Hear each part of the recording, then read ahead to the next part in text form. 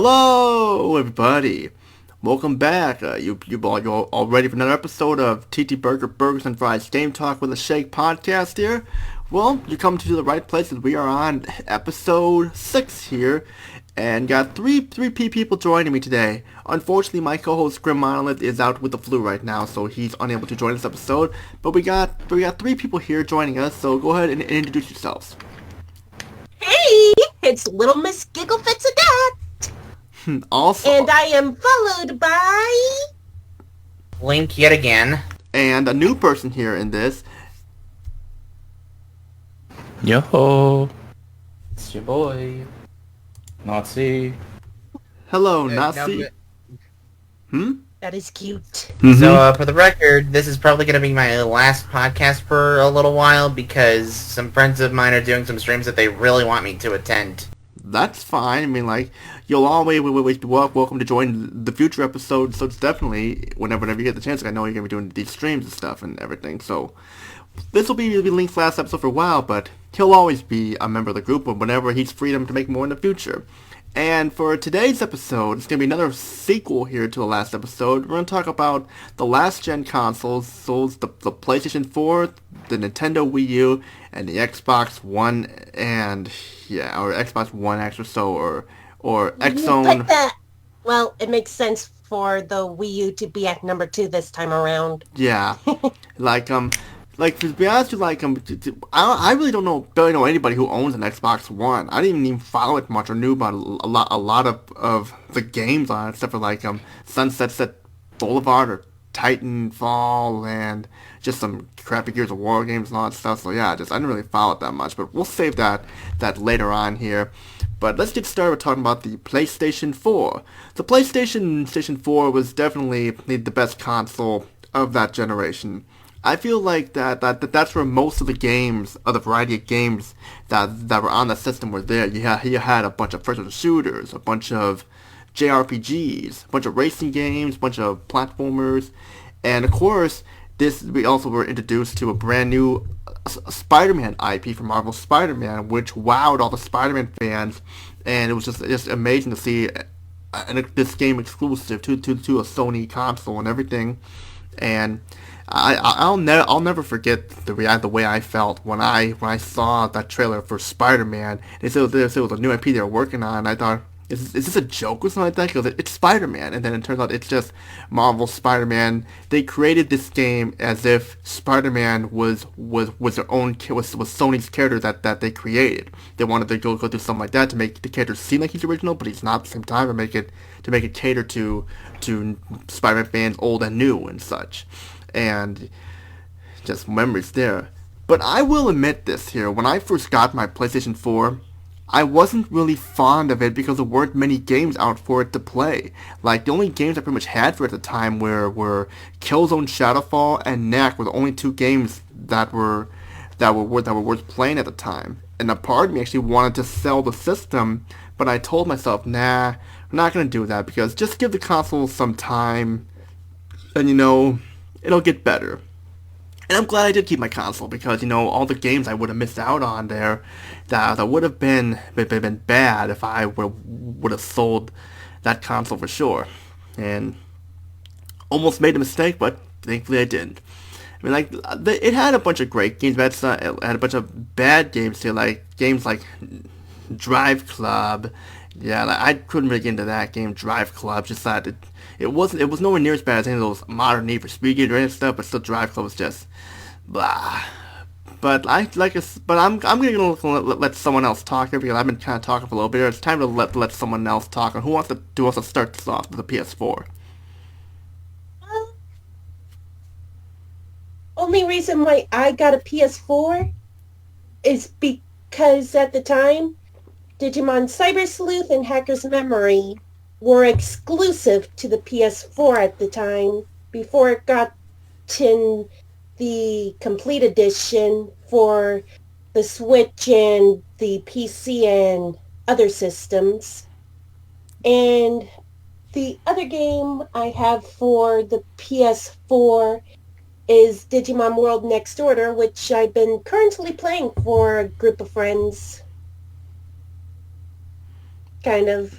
sometimes I just leave the chat for a bit, lay on my bed and play the game, causing everybody to miss some of the stories, but that's on me. Yeah, I know what you mean there, Sadet, because like just the one game that you're so addicted to that you want to keep playing it over and over. I know I was a victim of that with Hatsune Miku Project Diva Future Tone on the PS4. Would you really say that we're a victim of that? It was a joke. When we're doing it, it's a joke. It's a joke. It was just a joke. But like it's just that I was addicted to like Hatsune Miku Project Diva Future Tone because like even when I got the high score, I still wanted to perfect my score more and more. In fact, like there were because like I felt like that. Oh, I got 103% on this. No, it's not enough. Because I get 104%, and no, I must get 105%, which is a very rare thing to happen. But you get what I mean there because like it's just you just want to keep playing it over and over and over and just that. It's just one of those games where it's like you're addicted to and you can't stop playing it. It's almost like how it was with me with No Man's Sky because like anybody ever heard of No Man's Sky? Oh Yeah. man, I think everybody has. that's a rabbit hole right there. Mm-hmm. Yeah, didn't No Man's Sky started off like really, really bad, but Yep. thanks to updates, it's slowly gotten better. Yes. But Yes. you can't undo your very first impression. You can never undo your first impressions. Yes. It did start off bad, and the truth is, I'm gonna tell you something right here. I was like playing that game a lot, but then like after I played the game so much that I actually started to see what the critics were and everyone else was talking about because there was pretty much not much you could do. You're just flying around in a ship, going to like different planets and just collecting the minerals and like the sources or so. You know, it's pretty much all you're doing. There wasn't really much game in there. It was just like it's just like there was really Flight Simulator. yeah. I mean, it was a simulator and stuff, but still, it was boring at first. It was like it just you're sure you got all these planets to explore, but you don't really know what you're doing. So, TT, would you say it's Flight Simulator Boring Edition? Yeah, yes, separate in space, but I guess it did get better. It has gotten better, but it's just like I haven't played the game so long that I'm kind of lost on what I was supposed to do last. So yeah, so I really not sure if I'll be able to get into it unless I start a new game or so. But what can you do? Because it's funny, like that game is actually being ported to the PS5 and it got ported to the Xbox One. So that game's gonna get ported again and again, like Grand Theft Auto 5 is getting ported again and again. Because like Do you mean like Skyrim? yes, I do, said that. I majorly do. Because I mean I thought Oblivion was much better. I could not get into Skyrim, but that's just my own opinion there. But in all seriousness there about like No Man's Sky, like I thought it was gonna be like this huge ass game that had some had Star Wars Battlefront 2005 memories and just like this big ass space thing where you can do whatever you want. And boy, was I wrong. I thought it was gonna be a combination of Star Wars Battlefront 2 2005 and Mass Effect, but it wasn't either of those. And I remember thinking, okay, I played a lot of the game. I guess I'll stop now. Okay, that's it. I'm done. And that's basically what happened there because yeah. But I've talked about No Man's Sky long enough. But if there's some games that we had to talk about, it's Uncharted 4: A Thief's End wrapped up the Nathan Drake storyline perfectly, and I was happy about that because because like Uncharted 3 did end on a cliffhanger, so it's gonna be Uncharted 4 ended everything perfectly. And you wanna know what's a cool thing to do in Uncharted 4?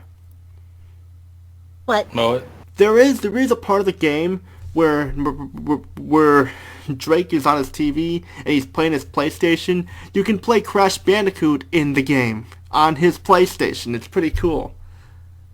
Nice. No, yeah, it's like just whoa, it's the first level. It's the first level of Crash Bandicoot. I was thinking, whoa, I can see what Naughty Dog did there. They pretty much like a reference to one of their one of the most popular IPs, and here it is. We're playing it in this modern game here, and of course, like you got to get the highest. It's just basically like get the highest scores like that. It's basically really different there, but I don't want to spoil much for it. But it's just really cool. I'm thinking to myself, am I dreaming here? Is this real? And turns out it was real for sure because yeah.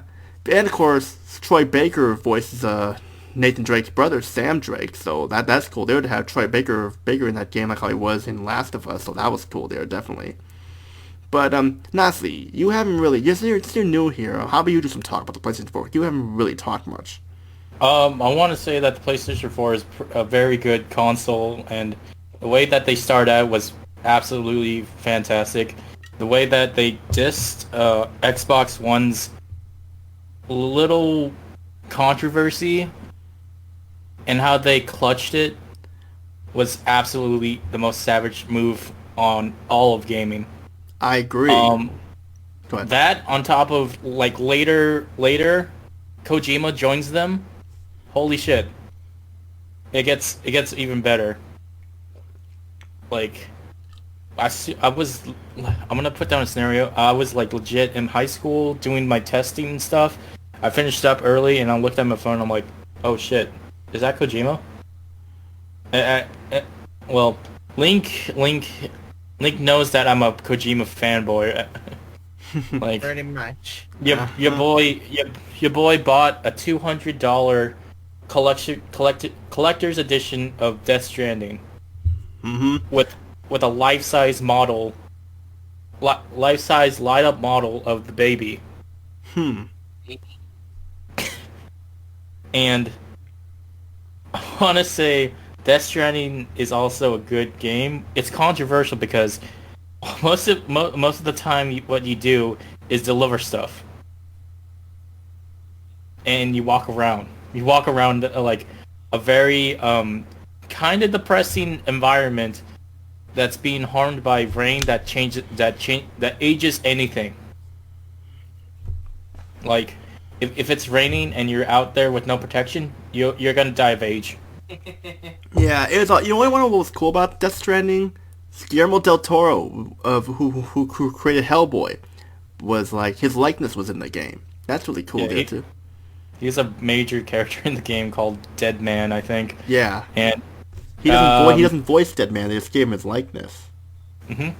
You also have the likeness of the director of Drive, one of my favorite movies, Nicholas something Refn. I'm sorry, it's the director if I mispronounce your name, but man, that's such a good game. Like, yeah, even go ahead. Like, I know it's monotonous and you're just walking around, but just looking around, just seeing everything just all dilapidated, and oh man, it's such a good game, especially with the choice of music by Kojima.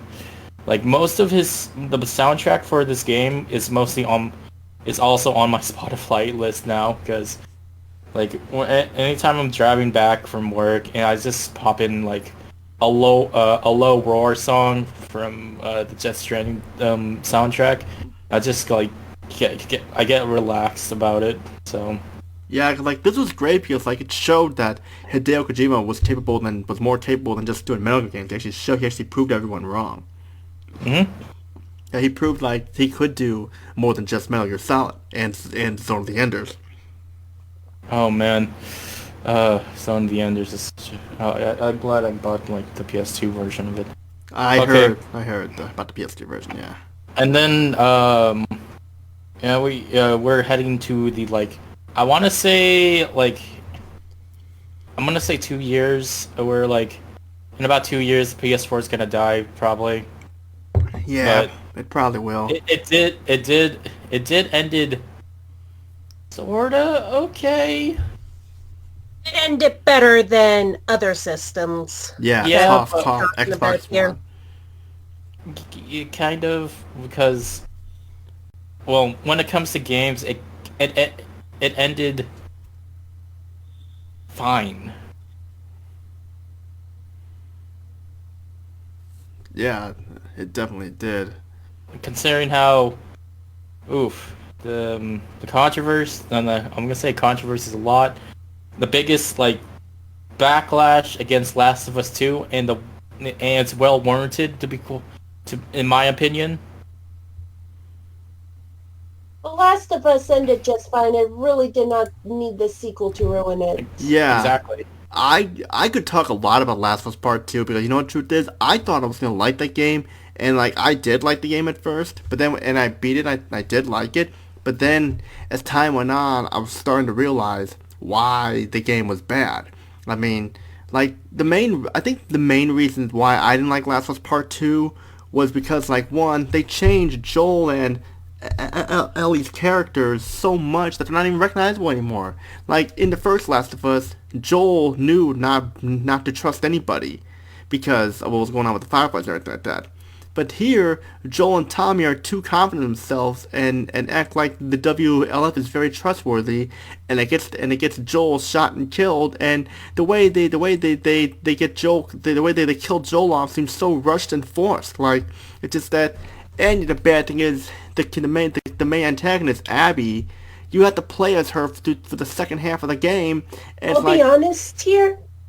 Go ahead. I feel like they could have done the split with Abby and Ellie's stories a bit better. Like, you know how in, like, some of the older Sonic games, it was like, select your story. Hero story. Dark story. Yeah. They could have done something like that. I would say that you would should. So go ahead. Sorry. Like, they should have done that. That would have at least improved a bit of the issues. Right. A little. Yeah. It could have been like, you know what they should have done? Play as Joel first, and then like after that, they have a little flashback scene with Abby showing her motives to kill Joel, and then you play as Ellie for the rest of the game. You could have. That's how if they would have done it like that, it would have worked out so much better. But unfortunately, the way I said it could have worked. Yeah, by being a select your story sort of thing. Yeah, like how they did with Sonic Adventure for the Sonic Adventure 2, Hero, Dark, and then when you beat them both, you go to the last story, like that. That would could have done something like that there, but unfortunately, that wasn't the case there at all because like it's just. If they do make a Last of Us Part 3, I'm not gonna buy it because I highly doubt it.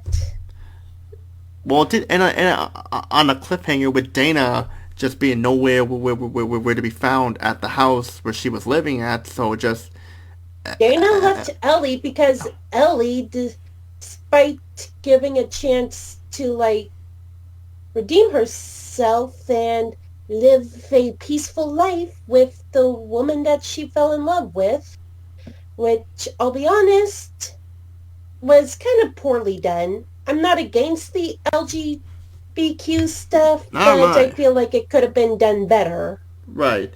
But you don't get no explanation why Dana left Ellie. Honestly, Dana left Ellie, and this is just from my interpretation from watching Jacksepticeye watch it. Well, not watch it, play it. I watched him play the game. And I feel like Dana left Ellie because Ellie left Dana because revenge seems to have been more important to Ellie. And at the end, Ellie lost everything because she went for revenge instead of a peaceful life. Okay. I gotta step in. I gotta step in because that fucking ending. I can't hold it anymore. Like, that fucking ending, I just legit was like, what? Like, you went all the way from across the state to go hunt for Abby. You took down a whole group, and then you fight her, and you don't fucking kill her. The fuck is that? I know, what the fuck? It makes everything she did null and void, and it made the whole game pretty much pointless. Well, it's just because he saw Joel. This is just my point of view, but I think that the story they were trying for, emphasis on trying, was revenge is pointless. You're going to lose more than you'll gain if you go after revenge. Yeah. I mean, Well, they were right. The viewers lost more patience than they had originally. True. and I never thought I would say this, but a fucking video game shouldn't be that fucking long to tell your goddamn story. Right. And the fact, like, it There's takes... revenge stories in other games that have done it better. Yeah. Exactly. Yeah, it's true, definitely. It's like, take Detroit Become Human. They want freedom. They can either be a pacifist or ruthless. That's kind of like getting revenge, but you can do revenge the peaceful way or revenge the bad way. And that worked in its own way because, you know, these are androids just wanting to be free and wanting freedom. And, you know, I'm not trying to go off topic, but this is a game I definitely wanted to talk about in this podcast because, you know, this was one of my favorite games, and I love Quantic Dream. They're one of my favorite gaming companies of all time, and they have not disappointed me because the thing with Quantic Dream, they don't do that DLC bullshit that a lot of companies do. They put all their content on the disc like it's supposed to be on the disc. And like sure, like their games are short like movies, but still. They're really good because like it adds replay and you can like change the story no matter what. And Detroit Become Human is probably the best game that they ever made. And you know, it's just that it kind of predicts the future a little bit. That something like this could happen in the future, but you just don't know. But just going on top of it. But like it's just that I like the message. The message is trying to show is trying to show in the game how far we go to be free. It's also showing that androids are just like us. They're like humans, and they shouldn't be stereotyped or mistreated no matter what. And that's a I powerful think that message. goes with any race in general. Right. That I'm gonna step in. That's actually like that's the weird thing about PS4 games. Like there's two coincidence between two games is you got Death Stranding where everybody's stuck in like one place, everybody's all isolated and stuff, just like last year. Oh shit. Am I going to some place? Is the FBI gonna get me? No, you're fine, Nazi. You're fine. You don't have to worry. You're fine, Nazi. Conspiracies and stuff. No. And it's tried to become human. Same thing happened on 2020 in last year. So, am I going to someplace? Are people just predicting? PS4 is predicting the future. Yeah. Yeah. PS4 be all like, I can see the future. Yeah. Yeah, and of course what I liked about Detroit Become Human is like the big cast of memorable actors like Brian DeSharp, Valerie Curry, Jesse Andrews, Clancy Brown, the guy who voices Mr. Krabs, Neil Cortex, and Calypso from Twisted Metal, and the principal in Rugrats All Grown Up, who voices Hank Anderson. And like that's cool that he's there along with some other actors too. That like Minka, I forget her last name, Minka Brown, something like that. She portrays North or something like that. I know I'm probably gonna get her name wrong here, but like Minka Kelly's name. Minka Kelly portrays North, who is in Marcus's storyline, where you play as three androids. Connor, who is an android step by side of life to help with the Detroit Police Department to track down deviants, where these Detroit! Rock City! Yep, and of course, and then you have Kara, who is pretty much this housemaid android who escapes with this little girl named Alice after her father Todd who's abusive and a drunk and a drug addict they escape from the daughter Alice being beaten, and they try to find a life for themselves along the way, which I can't explain more. And but my favorite part of Detroit Become Human was Marcus's storyline. I feel like I consider Marcus the main protagonist of the three because one, he's the one on the box art, and two, I feel like he's the leader because it's his idea to to be free and show them that we're not gonna stand around. We want freedom, and we're people just like everyone else, and that's why I feel like he's the main protagonist. In fact, a friend of mine, I've always showed him the Quantum Dream games, and I was telling him why I consider Marcus the main protagonist, and then he figured out it's because Marcus is the leader. And it's cool that you can play that, but just that I wish there was a way to like switch between the characters that like I could in like that like the Quantum's first big game, Fahrenheit, aka Indigo Prophecy, like that one. That was cool there too. But if we're gonna talk about the PlayStation 4, we gotta talk about all the cool JRPGs. We gotta talk about the JRPGs. I mean, we can't or the Japanese games that they had in there. Like perfect example, of course, Mega Dimension Neptunia V2, which is probably the last main storyline of Neptunia game right now, because like I felt like that was definitely a big step up.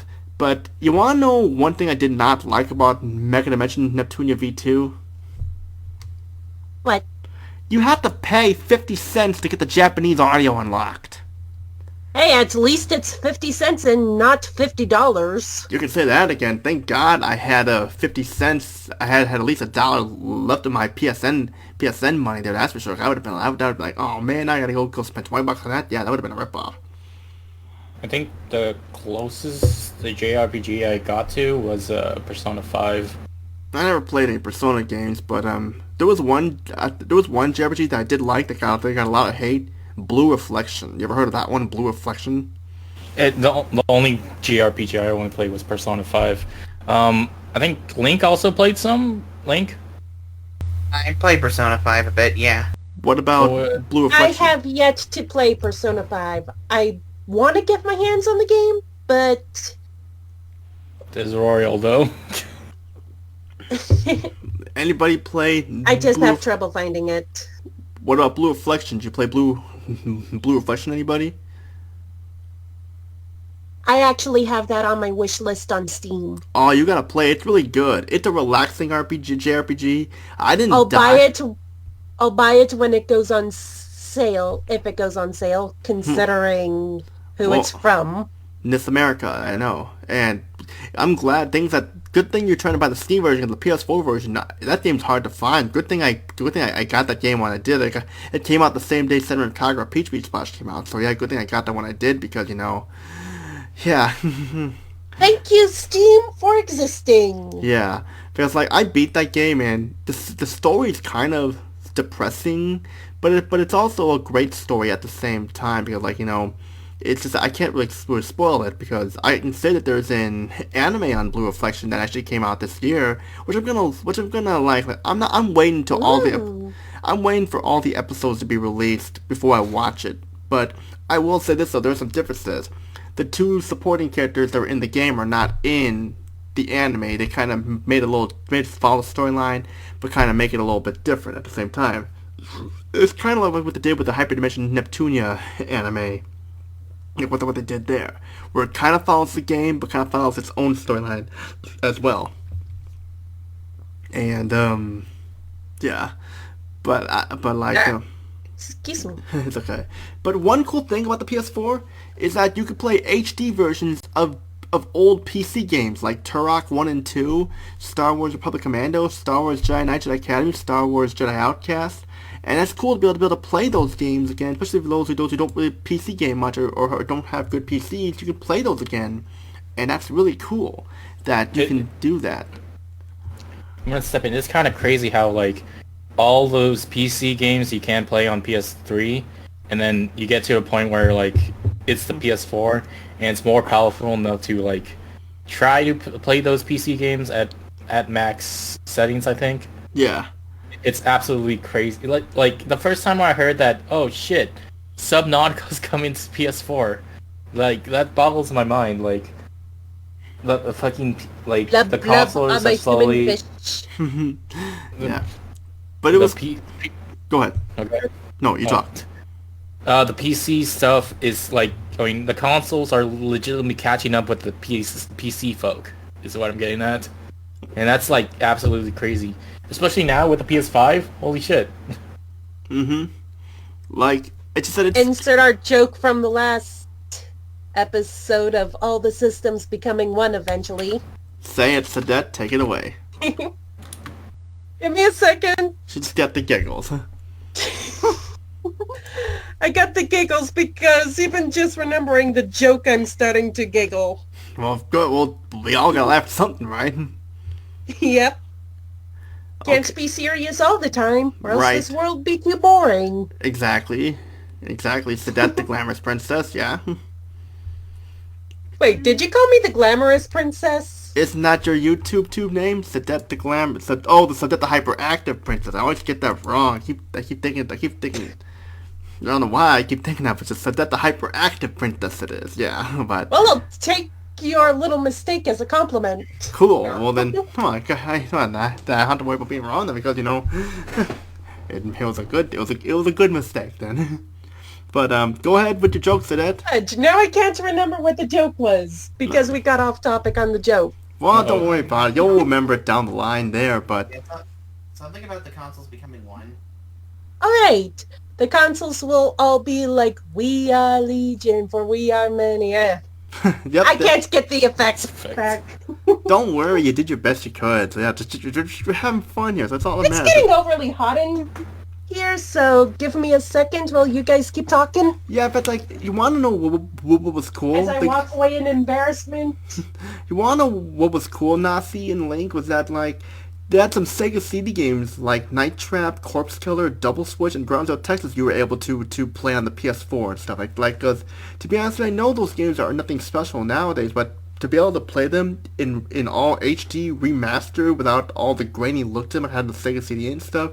That's actually a real plus there because like the funny thing is like when I first played Night Trap, it was hard for me to get 100%. But here's the funny thing. When I'm capturing my footage to make the review, I will 100% of the game with no problem because like I just memorized where everything was and it was just like, oh nice. Like I remember mentioning in the review it was hard. I didn't get 100%, but lo and behold, I'm redoing the footage and I was able to 100% it and such and just yeah. Because Night Trap, I mean, a lot of people didn't like the game, but I think Night Trap was basically was awesome. Dragon's Lair wasn't a big fan of, but Night Trap and Double Switch Double Switch was good. Night Trap was better, but Corpse Killer I didn't really like Corpse Killer, and but like Grounds of Texas I didn't really play much of yet, but I hope to because I was actually hoping they were going to release Grounds of Texas and they did. But it'd be cool to see Sewer Shark on the PS4 because that's the game that came with the Sega CD and it'd be nice to be able to play that game on the PS4 digital wise and stuff. Yeah. But like Link, do you have anything to say about the PS4? You haven't really talked much. Do you have anything to say about the PS4? I remember playing the PS4 the most out of my consoles to some extent at some point. But I think I remember playing the Wii U a bit more. But I do remember playing plenty of games on the PS4. Like, I had Xenoverse 2. Well, actually, I had both Xenoverse games. Please don't talk about Xenoverse 2. I will talk about what I want to talk about today. Oh! But anyway, both Xenoverse games before Xenoverse 2 started getting all microtransaction heavy. Let's see. I tried playing some other games. Oh yeah, I played Crash Insane and Spyro Reignited. Those were probably the fondest memories I've had so far. Very nice. And I tried Persona 5, and it was good, but I just kind of didn't really get too far because I was busy doing stuff and also going through a lot. Who's your best girl? In the end, it probably have to be. We're still talking about the base game, right? Yes. I never played Royal at all. All right, because I think it'd probably change if I played Royal, but probably Makoto or Futaba. You said the right one. Huh? You said the right choice. What's wrong with the left choice? Good question. What is wrong with it, indeed? I'm now lefty. I'm right-handed, so I'm right-handed, so I'm right-handed as well, but I can use my left hand as well for some things. So, True. Then again, all the girls are still good. yeah. Yeah. Is it weird? Like, I think I started dating the nurse. Not the nurse, the doctor. Oh, fuck, I forgot her name. And what game is this, Gimme. guys? What game is this? Persona 5. Oh, I don't know anything about Persona, so you're going to talk to them. I never played Persona. I never got to get into it. I want to talk about a couple more PS4 games before we move on to the Wii U here, but like, if there's one game I do want to talk about, it's Dead or Alive Extreme 3 Fortune, a game that I reviewed that was not released at least in the West here, but you can find a copy of it, like the Muslim language version or so, and I was always a fan of Dead or Alive Extreme Beach Volleyball, and it was cool that we got this game with Dead or Alive Extreme 3 Fortune on the PS4. Only problem is that like some of the key characters are missing because in Japan they had some voting thing going on which characters to be in it, and they took the 9 top ones and put them in there while the rest of them were just pretty much left for dust. But it was nice that we got Resident Evil 0 and Resident Evil Remake on the PS4. That was nice to get that because especially because I did not like Remake at first because I thought Remake was just trying to be too over the top when I first got it. But then when I played it again more and more, I started liking Resident Evil Remake, and it's cool to get Zero on there too. So that was cool there. And of course, like the Senran Kagura games, which Senran Kagura's probably lost its way because of how they're trying to follow that censorship thing there. But Yakuza, this is how I played Yakuza because I didn't want to touch any of the Yakuza games on the PS2, so that because the first one only had the English voice acting and like the graphics were not very good. But when I wanted to play them all on the same console, so now that I have them all on the PS4, I can play them again. And of course, there's also that cool ass detective game, which is a spin-off to Yakuza called Judgment. Now, that was cool. There to have Judgment. Judgment is really cool. There's some things I like a little more about Judgment than I do with Yakuza or other around, but so what can you do, right? But I think we pretty much said a lot about the PS4. I know mainly Lincoln Sadet and Nasi here are dying to talk about the Wii U. So who wants to talk about the Wii U now? well, the Wii U was sadly one of Nintendo's weaker consoles. It had potential, but it didn't do well to the point that the president at the time, rest in peace, man, cut his own paycheck in half instead of firing people. Mm-hmm. Respects to the man. Mm-hmm. Respects. Yep. Moment of silence for him. Now, I didn't really own a Wii U, so these guys are going to be doing most of the talking here.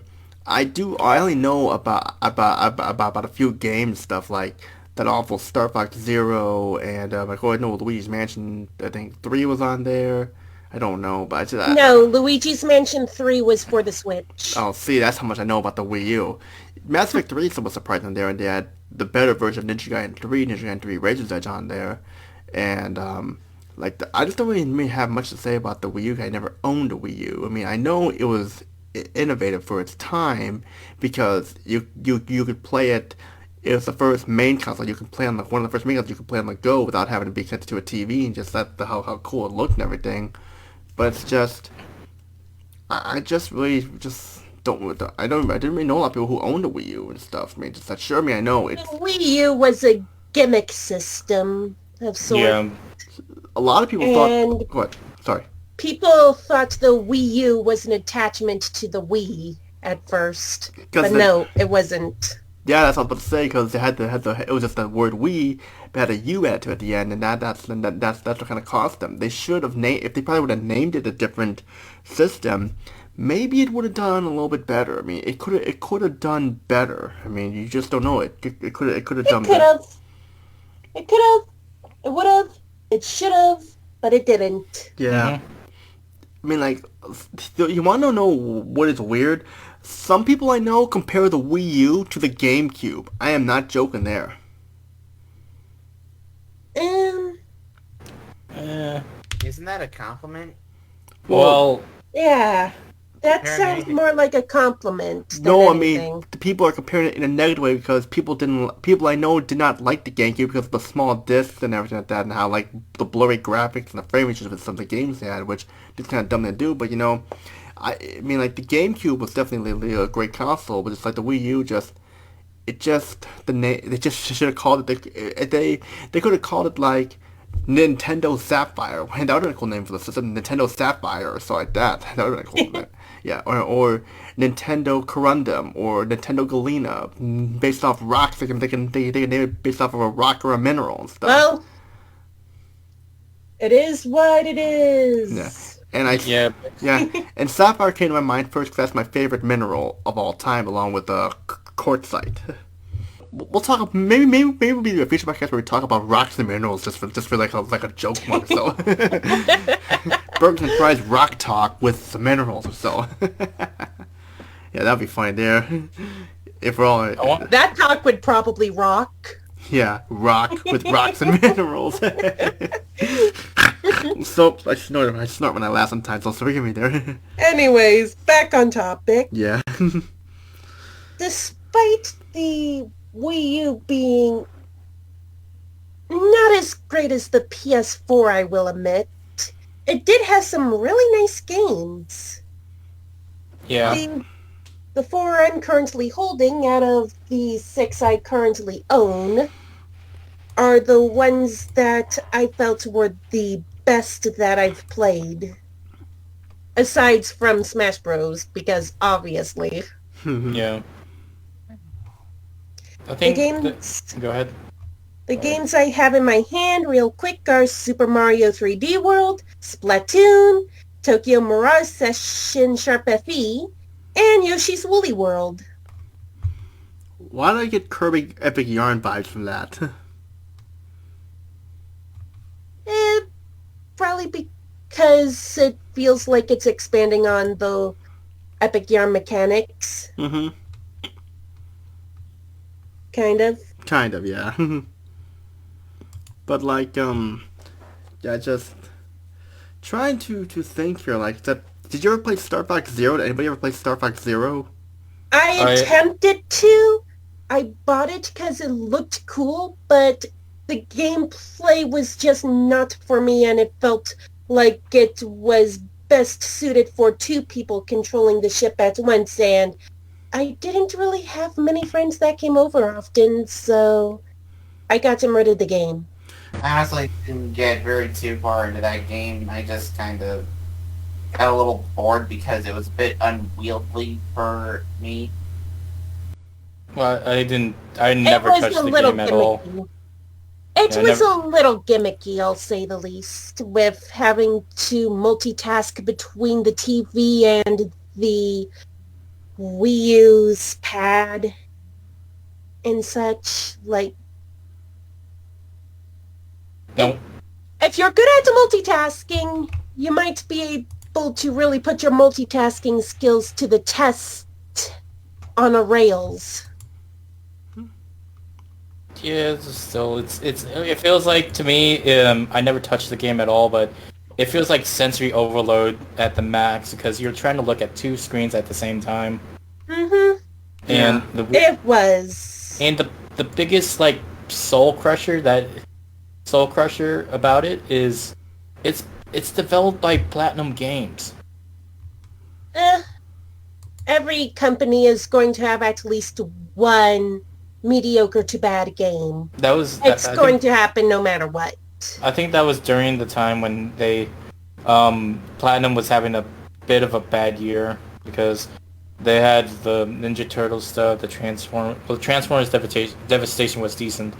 It was when they were like attached to Activision at one point, and then that Star Fox Zero thing happened, and oof, that did not look good. Yeah. When it comes to Star Fox Zero, it looks a lot more playable than Star Fox Command on the Nintendo DS, that's for sure.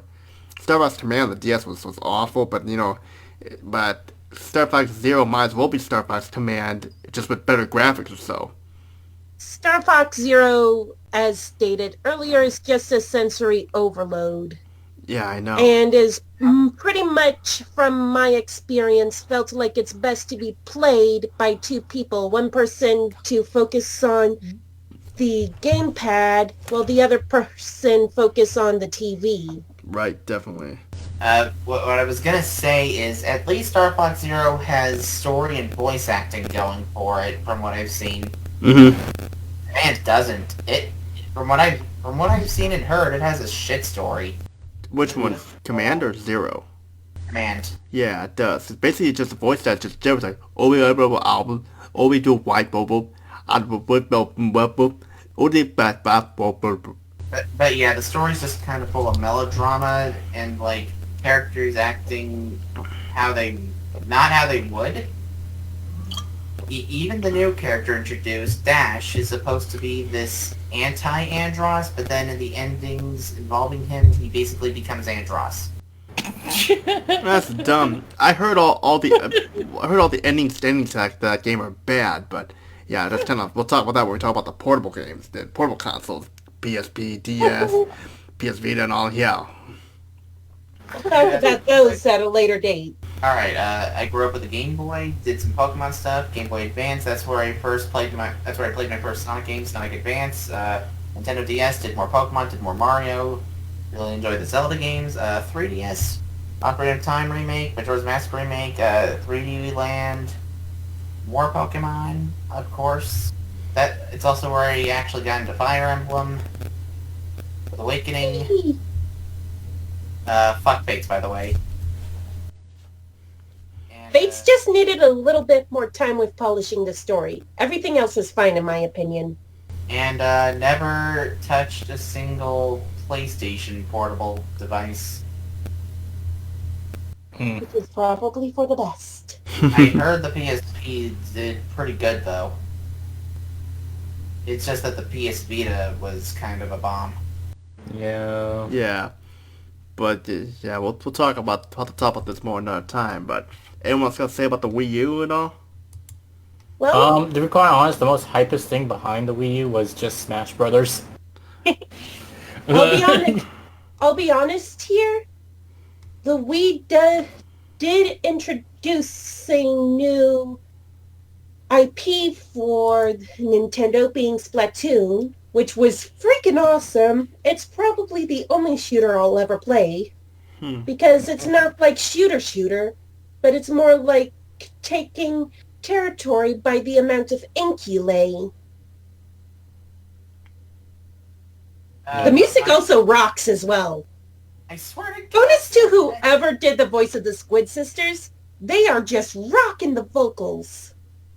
Even if you can't understand them, they rock.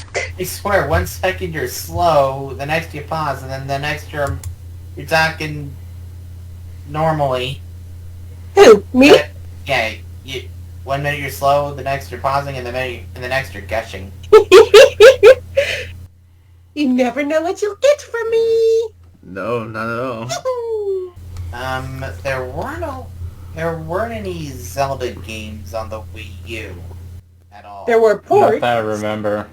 Well, okay, there were ports, but no new games. I did rediscover my love for Wind Waker on the Wii U, so I can thank you for that. Mm-hmm. And technically there was the weaker version of Breath of the Wild. Actually, technically speaking, the Wii U has the apparently superior processing power. Really?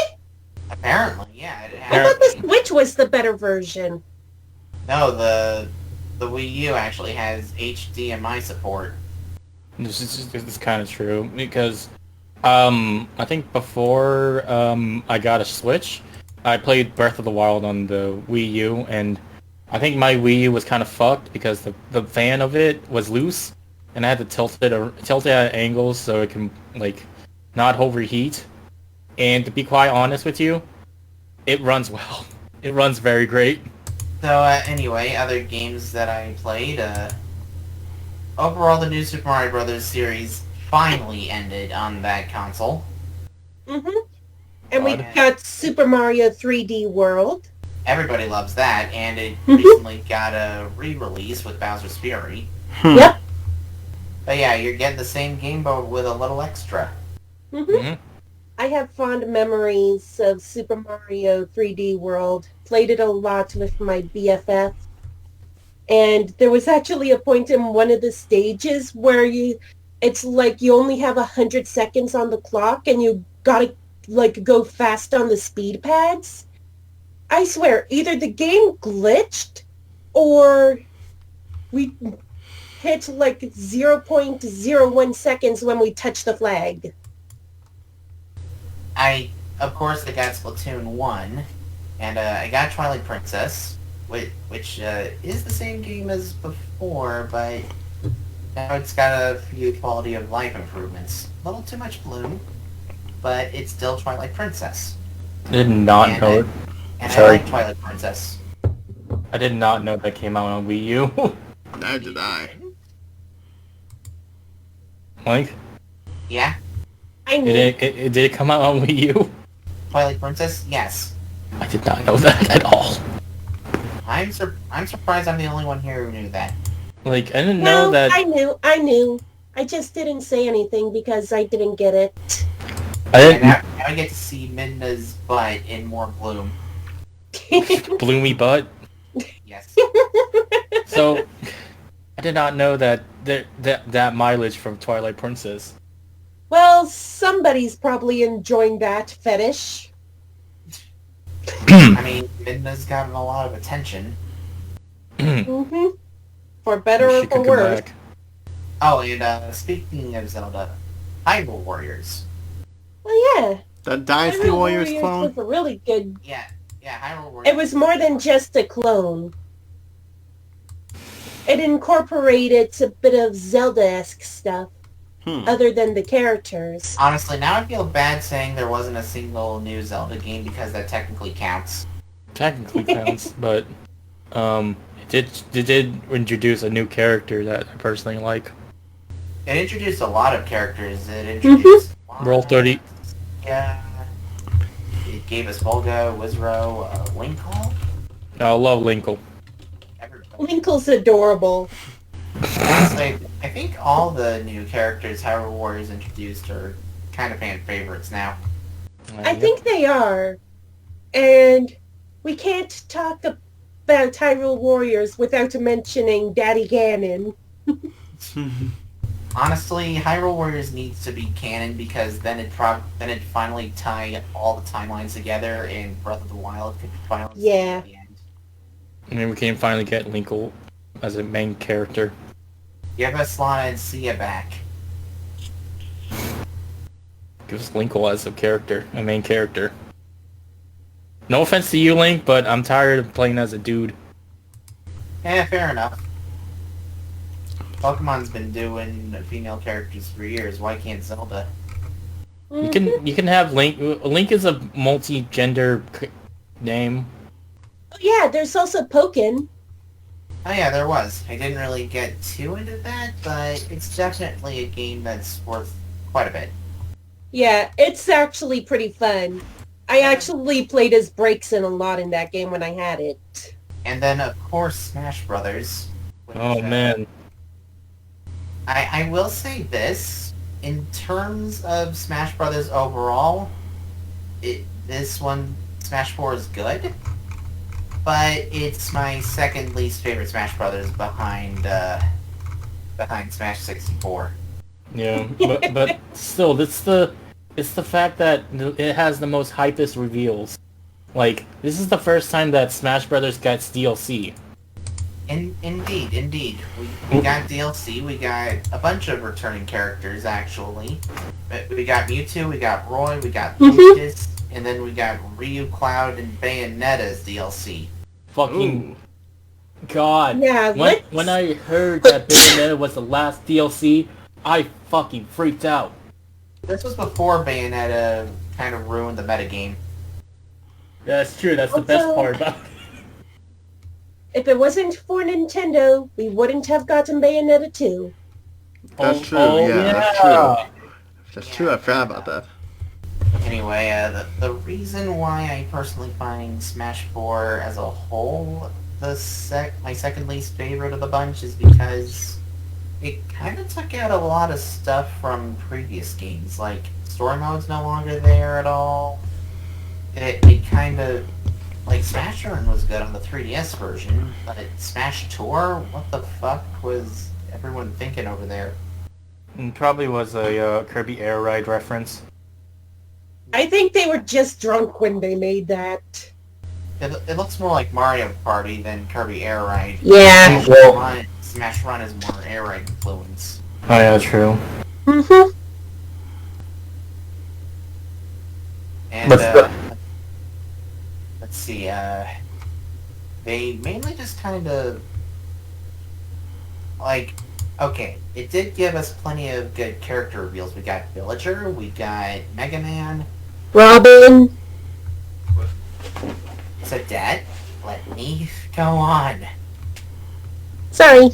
We got Animal Crossing, we got Mega Man, we got Wii Fit of all things. Little Mac got upgraded from an assist trophy. We got a couple of important Mario characters. We got some Kid Icarus characters. That game really needed some love. Too bad everybody just kind of sees it as, oh, it's just generic anime, blah blah blah. No, it's I'm not. really feeling It is funny. Honestly, I hate people who say that characters are just generic anime characters because they are not. To be quite honest, They really aren't. If they say that, I'm gonna make a reference to any kind of other fucking video game character and saying, oh, it's just a military anime character. I'll be honest here. Part of me, if I hear that, wants to go like, if they're just generic anime characters, then you're just a generic NPC. Damn. Let's see, we got way more Fire Emblem than anyone would have wanted. Yeah. Like, okay, the Fire Emblem characters currently in Smash, I can deal. They're all deserving. Roy was mainly included as a promotion thing, but by the time he came back for Smash 4, he was practically a veteran, so he was okay. And Awakening kind of deserves more reps because, well, I mean, it kind of saved Fire Emblem. Byleth is good. Byleth is a good character. Byleth didn't join... Yeah. When we get to Ultimate, when you get to Ultimate, I guess. And speaking of which, Chrom was also a good addition because he kind of got snubbed in Smash 4. But yeah, in Smash 4, Marth, Ike, Lucina, Robin, Roy, those were all good. But yeah, the Fire Emblem characters we got in Smash 4, those were a good selection, even if they kind of ended up making it... They kind of gave the series the same amount of Fire Emblem characters as Zelda. But that was okay. It's just that Corrin kind of poisoned the well. From a historical standpoint, remember, Fire Emblem Fates didn't really push the series in any big direction, and the games ended up becoming kind of divisive. So by the time... I hate to say it, but Corrin kind of broke Fire Emblem's reputation.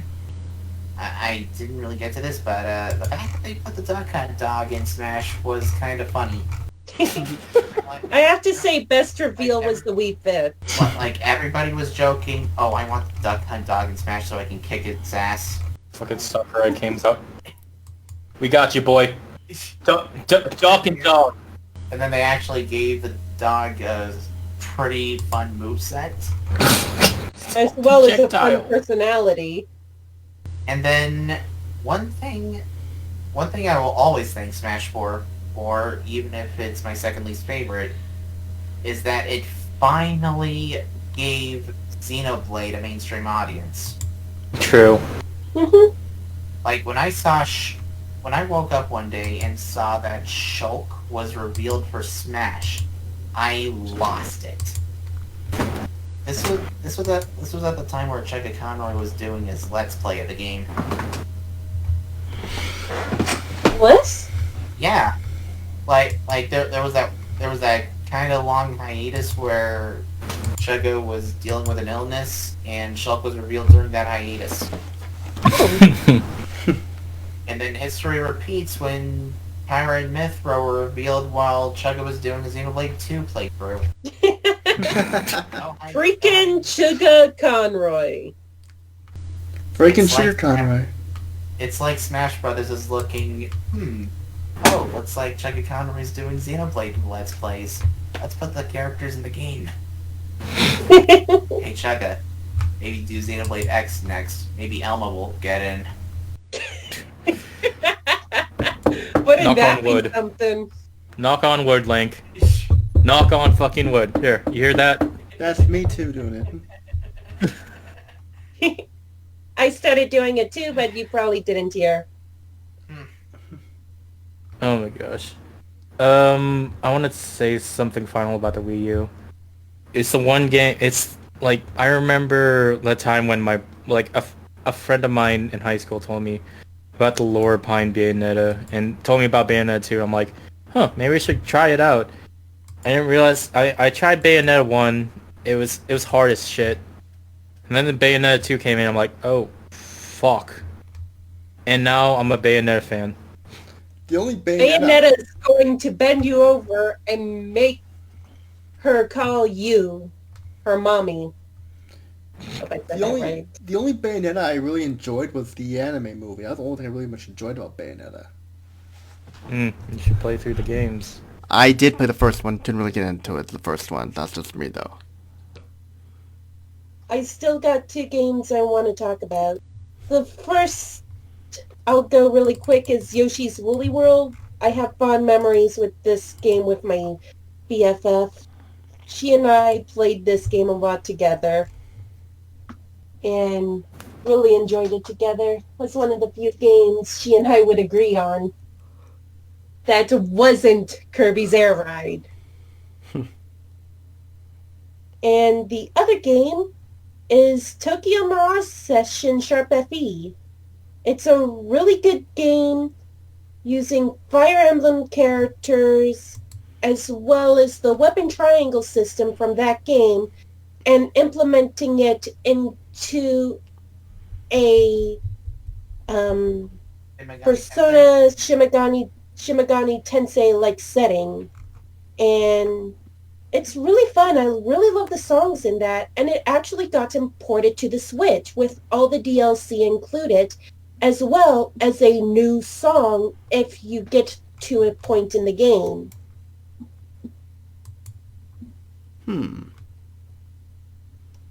It's Yeah. really good. I really enjoyed it.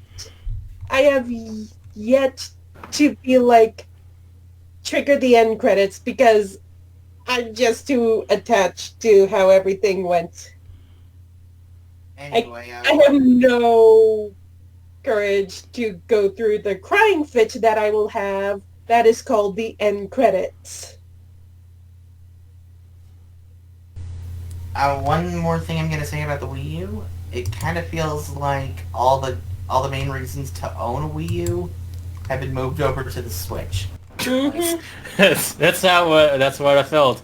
It just legit to me in hindsight, it felt like the Wii U was actually a test.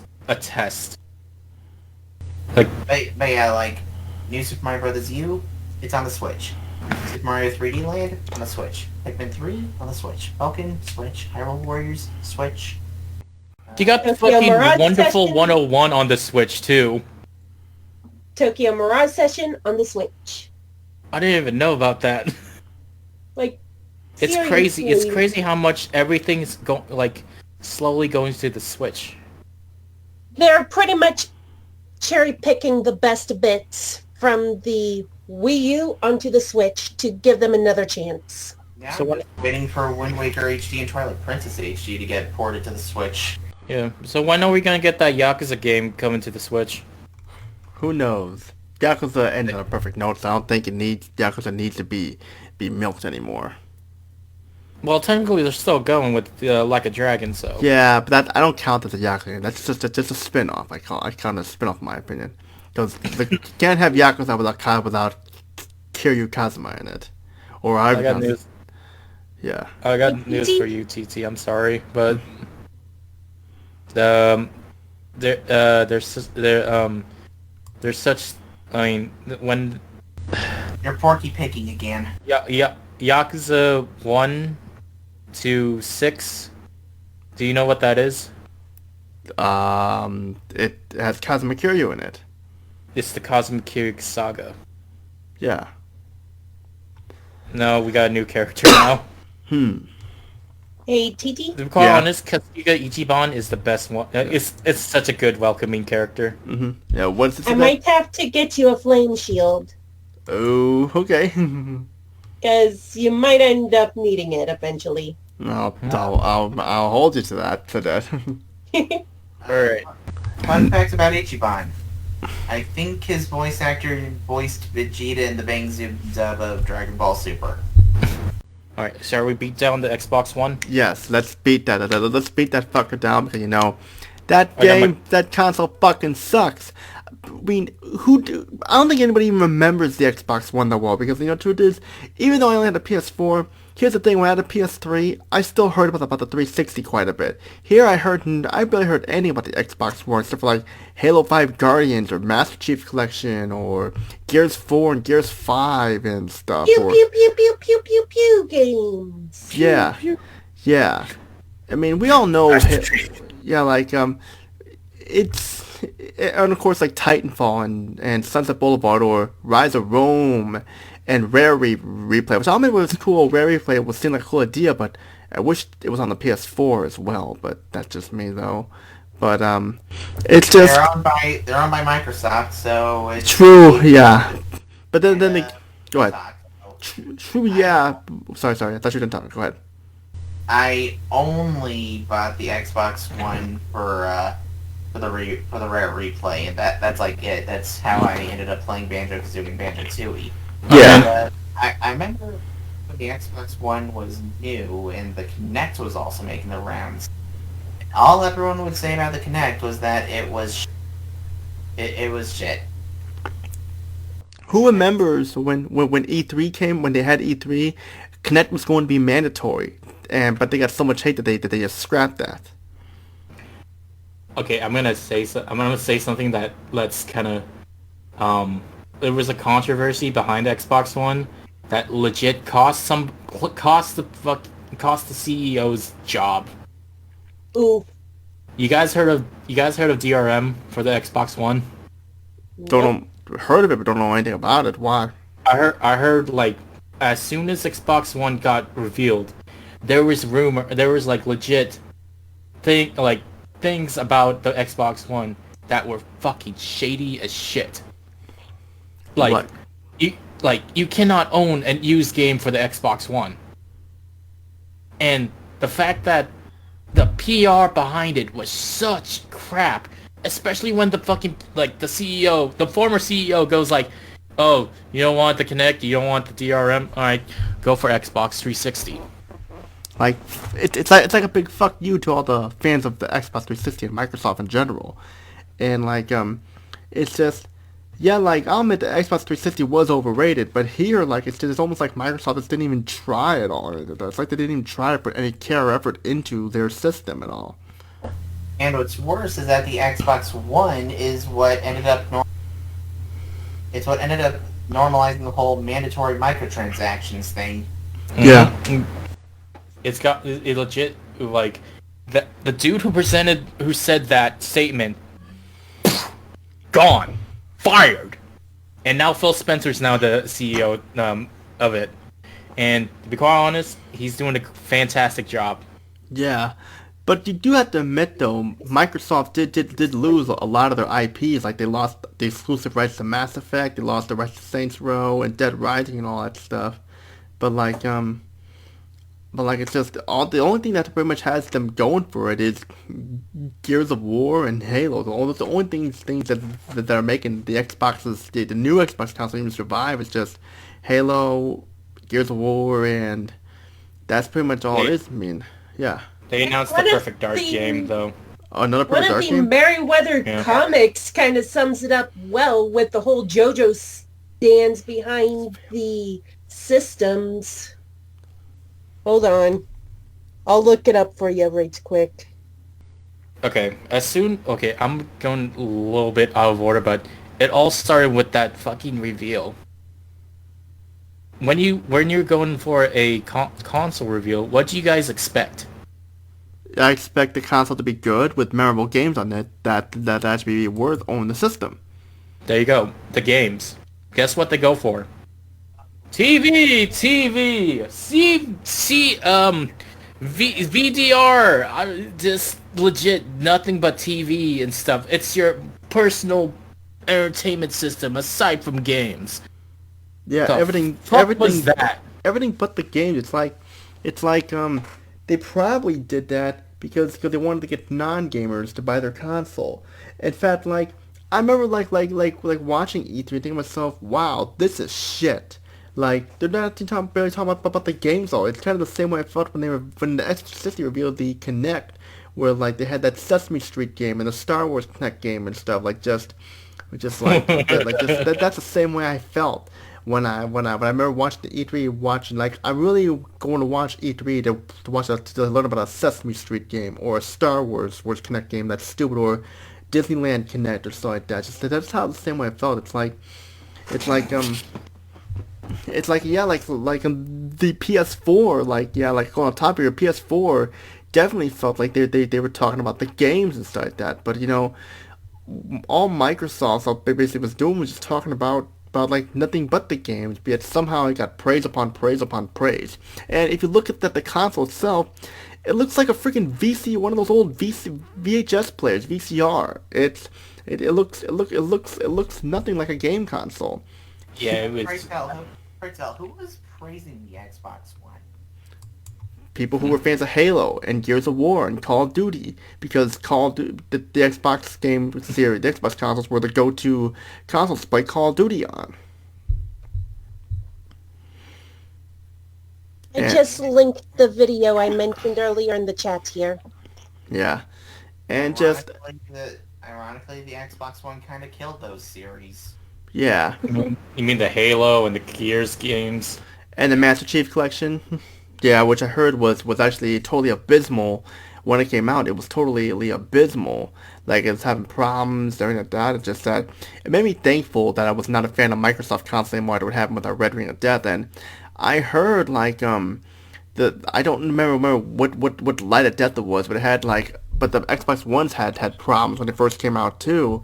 I mean, like, my PS3 never really had any problems. There were some freezing issues, but, like, just I know, like, Xbox Ones were having problems at launch, too, and I don't get the name either. Xbox One, like it's the first console, why do they call it Xbox One? Why not call it Xbox 720, or make up some fancy name, like, Xbox Limousine or something like that. So that'd be a cool name, Xbox Limousine, or, Xbox, or Xbox The Revelation, or something like that, or so. Xbox 720? Yeah. I mean, like it's the most stupidest fucking name I've ever heard. God damn it. To get me fucking started on that fucking name. Like, keep picking people at the GameStop and be like, I'm trying to look for the Xbox One. And then you get like, oh, you mean the Xbox? It's even hella confusing with the Xbox Series X. Yeah. I mean, why can't they just do what Sony did? PS1, 2, 3, 4, and 5. Just perfect. Because someone at Microsoft wanted to be special. Yeah, I mean, like, with Nintendo, like, with the GameCube and stuff, yeah, there's a reason why it's called it. It looked like a cube. And Nintendo was mainly going to be called Revelation, but then called Wii because Wii is in everybody. So, yeah. Playing the Wii U. Yeah. Yeah, so, and of course, like, Wii jokes. yeah, and of course, like, with on there, I'm drawing a and Nintendo Switch, like, just that called the Switch because, like, I don't know what the name was thinking of Switch, but, like, those names worked. But here, like, the just Switch is hybrid. The Switch is a hybrid and switches between the TV and handheld. You can switch Can between. I Go make ahead. an impression real quick since I made a comment about Wii jokes? Go ahead. Go. I'm gonna make a little internet impression. Dear God. Now the Wii, that little controller, that looks like a deal. Oh, Chad Warden. I'm trying to play my game. I mean, come on, you got those games where you got Legend of Zelda just going, ha, ha, ha. Yeah, classic. Chad Wood wipes his ass with $600. $600, man. That ain't shit compared to Chad Wood. God. Yeah. The best troll ever. A fish. Yeah, the best troll ever. Yeah, good times there. But of course, like, the only time I ever played Xbox One was at my friend's house, where he was playing, we had playing Life is Strange, Mass Effect Andromeda, and, I forget the other game that we played. I mean, I had it in my head earlier, but I forgot, but just one confusing thing about the Xbox One is that menu, is the dashboard menu, whatever you call it. The menu is just so confusing to navigate. Oh dear God, the fucking UI behind it. Like as soon as I get my Xbox One, like later, like later in the life cycle, I'm like, oh my fucking God, the UI is dog shit. Yeah. In fact, like, it's just, I don't know how many problems it had at start, like when it launched. I know that the 360 had problems when they came out, with what I mentioned in the last episode. So I don't know how many problems this thing had here, but it's just that it probably did, because like, yeah. I mean, I knew from the start that all the games they were showing at launch were gonna suck, because all they cared about in their launch games were QuickTime events and the graphics. Perfect example, Rise Son of Rome. That was a perfect example where good graphics don't make a good game. Where they just focus on QuickTime events to make it look like a movie, and it failed big time. I heard that Rise was supposed to be a Connect title. Yeah, but they changed it. It's actually on the PC as well. The PC version got slightly better scores, but overall though, just Rise Son was just not very good. And of course with Titanfall and Sunset Boulevard and stuff. But just like, the only reason to even own an Xbox One is if you want to play Halo or Gears or Call of Duty and stuff like that. Like, there's nothing really on there. What? Or Rare Replay. Yeah, yeah, but that was a good game, Rare Replay, because I liked, they had Perfect Dark, Jet Force Gemini, and Blast Corps and them on there. No GoldenEye, but still, like, just like you can't have everything there. But You know what the best part about the Xbox One later in the cycle was its Game Pass. And I tried out Game Pass. It's one of the, like, it's actually one of the best deals ever when it comes to, like, playing games. Like, you got I think Corey played through some games through Game Pass. I'm not confirming it, but just ask him. But it's absolutely one of the best deals you can get for like a low price. I sound like a salesman. Best price for playing like current games. It's almost like Netflix with video games.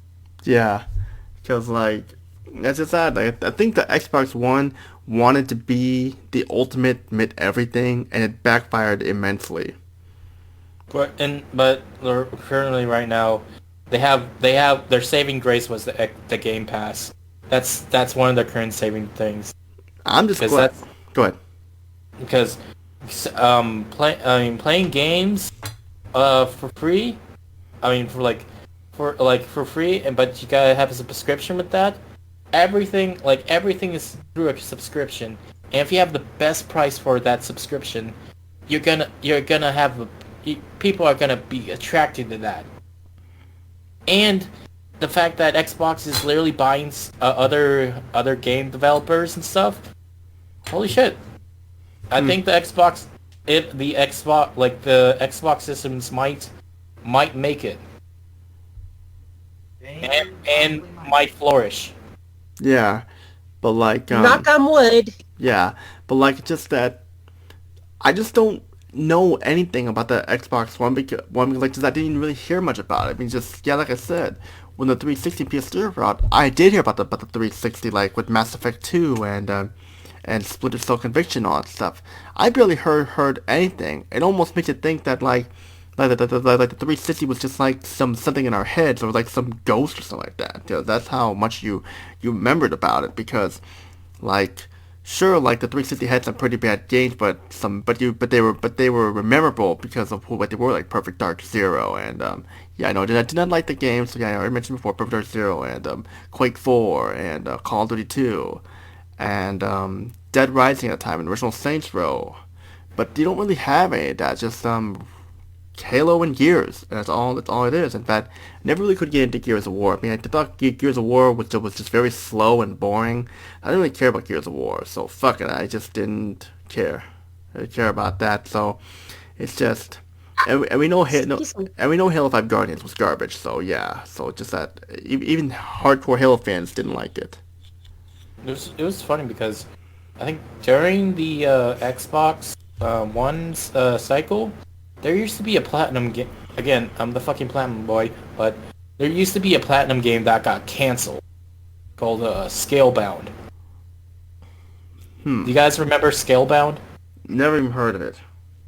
It's a game where you fight monsters with a dragon, and the main character looked like Nero from Devil May Cry 5, but I heard like there was eternal conflicts between Platinum and Microsoft, and yet they like I think it was either Platinum or Microsoft kind of like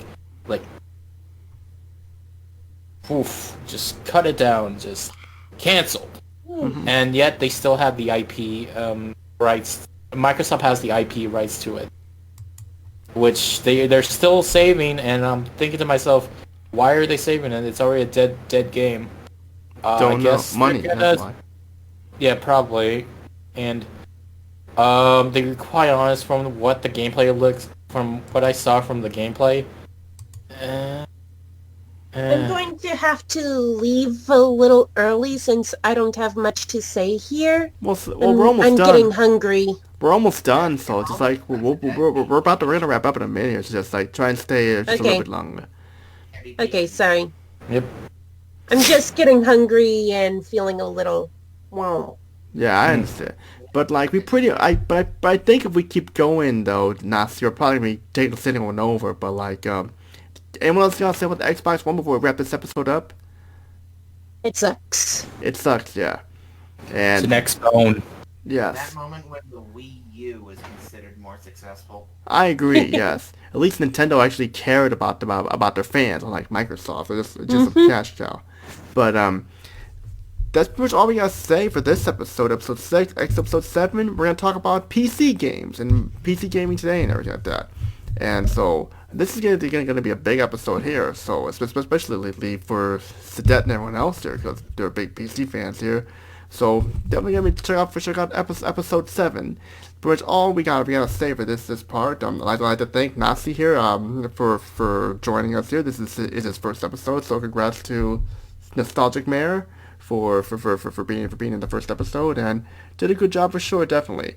But that's pretty much all we gotta say here. As for me personally, I'll probably see you if I'm available for another episode.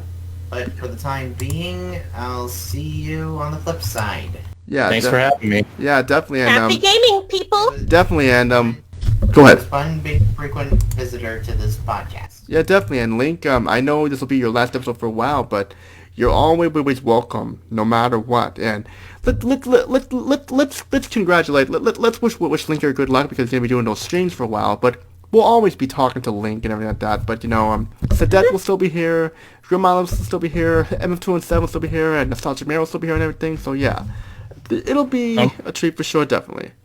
I'll be a recurring guest. I'll be recording, so yeah.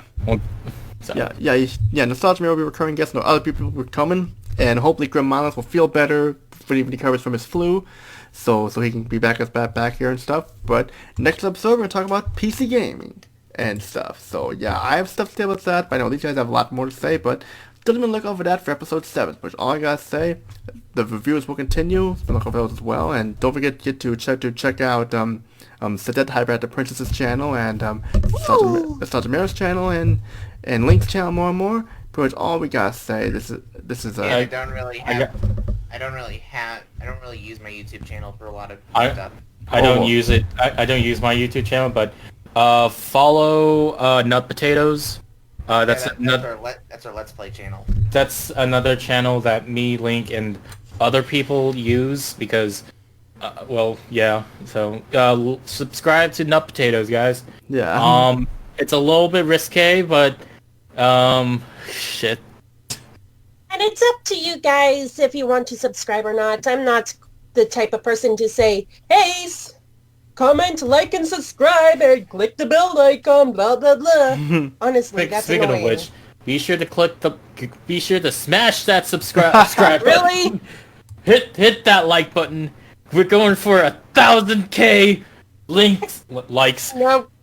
And be sure to hit that bell icon. This is because that tempted you, isn't it? Oh yeah.